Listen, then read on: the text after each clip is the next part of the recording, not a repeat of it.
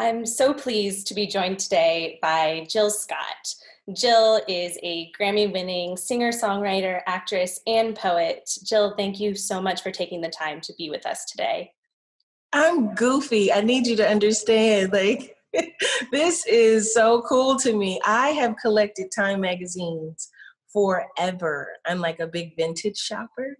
So when I find them and they hit me in the heart, I grab them. The photography and the storytelling has been incredible my entire life.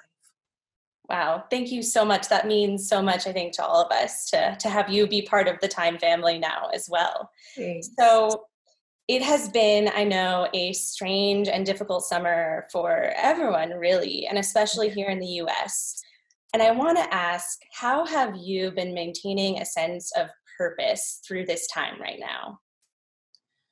Oh, wow. Well, there's a lot of things that give me purpose, particularly now.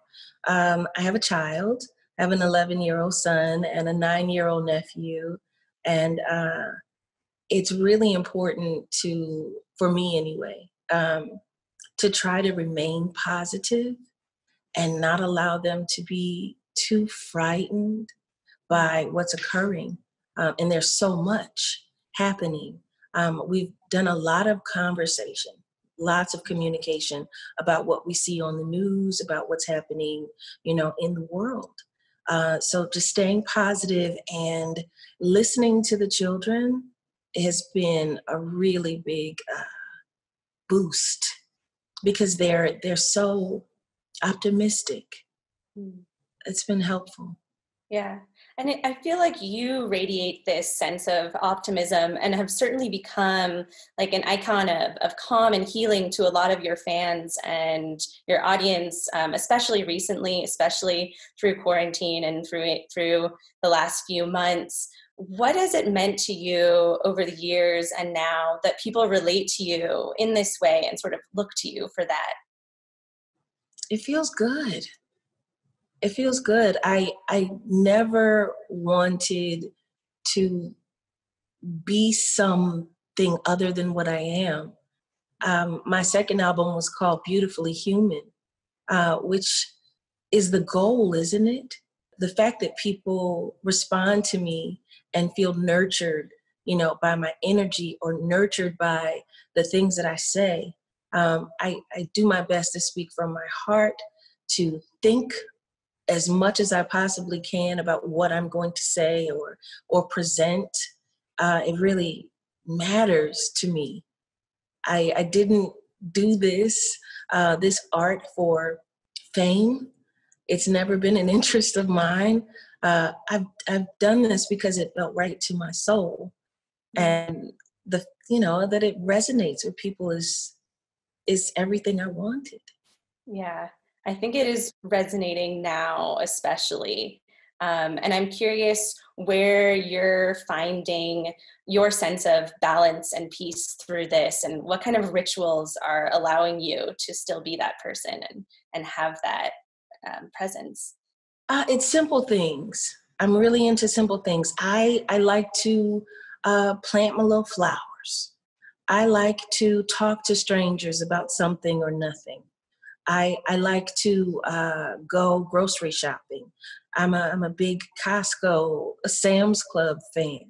I read a lot. I have an incredible library that I've collected over, my lifetime, and I read and I enjoy that. I get with my family. I have a village of like-minded individuals that support and check me if necessary and care. Those things give me balance and hope and peace of mind in a very, very troubled time. And I do my best to speak up and speak out whenever there's an opportunity, because I'm not certain what's going wrong with the hearts of this country. I am so confused by where the conscience is. I'm at a loss. as we pay attention to our telephones and, watch social media the way that we do, we have we can't ignore what is happening in this country. Absolutely. It's impossible. Yeah. And to see people motivated to speak up, speak out, rise up, fight back, and not sit down is motivational. Mm-hmm. And I enjoy being a part of it. Yeah, I was going to say that you've certainly been using your platform very intentionally, especially on social media. And it was really interesting. Earlier this week, your name was trending on Twitter for a kind of superficial reason, but I loved how you redirected the conversation in response to that. About the fight for justice for Black women in this country, and you sort of took control and made sure that you were using your platform for that purpose. Do you feel like it's a responsibility as a public figure to kind of meet the pettiness of social media or public life with that kind of serious conversation right now? Well, I think that it's important for people to do what they do. I think that it is important that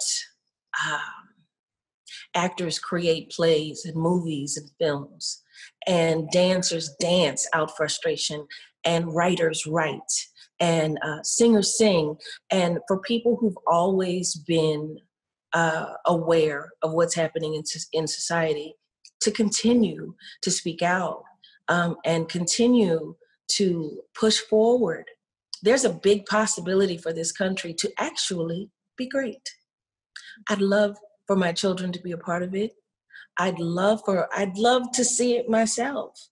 There's been a lot of strives in areas that I'm super proud of. Education, so many Black women are being educated or educating themselves. I love it. But it's hard to ignore when you have a son, a Black son, and a Black nephew, that the possibility of them going to prison for something that they may not have even done is higher. The risk is so high. It's so frightening to love a Black person in this society, because you don't know if they're going to make it home. Missing a stop sign is human. You take your ticket and you say, okay, I'll be more aware next time. It's not a major infraction, and it's hopefully, and it's not something that should cause your death. Mm-hmm. Yeah. You mentioned multiple different creative outlets and how we should be taking advantage of these. You have many creative outlets yourself. Yes. How have you been feeding those parts of your soul, and what's been inspiring you in all those different channels lately? Oh boy. Oh boy. Honestly, this quarantine has been so good to me. Mm. It has. I just got my negative results. My family has their negative results. So, that's great. We've known and know a few people who have had COVID-19, and they've gotten better. I'm very, very grateful for that. What keeps me inspired is that I surround myself with art,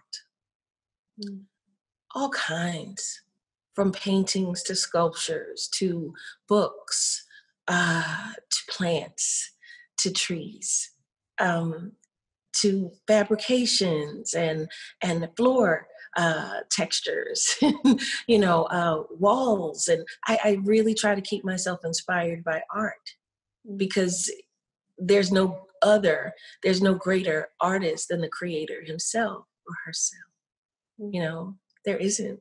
Yeah. So it inspires me to keep going and to keep living and to keep looking, keep digging inside of myself and finding what makes me afraid, what makes me strong, what makes me confused, what makes me angry. I just keep looking for those things, and then I write it out. and I think it out and I talk it out and I sing it out, and I feel alive. I think that whatever it is that's going to make you feel alive uh, is the perfect inspiration. And I would suggest to everybody to keep looking for those things, no matter how small, no matter how large, just find them. Yeah. And this month is also the 20th anniversary of your debut album, Yeah. which is wild. I know. You've been on quite a journey in those 20 years, seen a lot of cultural shifts. Yes. But I know we still, especially in music and show business industries, have a lot of work to do when it comes to recognizing and compensating the work of Black women, especially. What would you like to still see change in the industries, the creative industries that you're a part of? I would love to see more variety. It seems like the entertainment industry finds a thing and they pick up on that thing, and then they make 6 or 7 other of that thing. It's not fair. It's a particular kind of artist. You make one kind of artist or one kind of looking actress. Mm-hmm. And the stories are a lot of times really shallow. I yes, I burn incense, but I also am proficient with my weapons. You know what I'm saying? I'm a mother, but I also, I dig so many things, archery, and goodness gracious, like the list of things is. The point is, there are dynamics to Black women. They're dynamics. You can be crazy and sane at the same damn time. You can be wealthy in love, but poor in character. You can be incredibly intelligent and lost in every step you take. There has to be dimensions to Black women. It drives me crazy. Yeah. Searching and trying to find roles. I'd like to play villains more. I've been a villain. I've been a lot of things. So many. Oh boy, the list is long. Yeah. Dimensions and dynamics. Yeah. Dimensions and dynamics. It's so important to be able to create that space for people to really embody different sides than these one-dimensional characters that we're so used to seeing. Yes, I mean, I watch movies all the time. It's a thing. And, you'll see, turn the channel quickly and see how many characters Caucasian women can be. Mm. Watch how many. You've got a queen, and you've got a princess, and you've got a spy, and you've got a murderer, and you've got a prostitute, and you've got a drug addict, and you've got a teacher, and you've got a woman lost in love. I want more. I just want more. A true reflection. Every day. There's always something.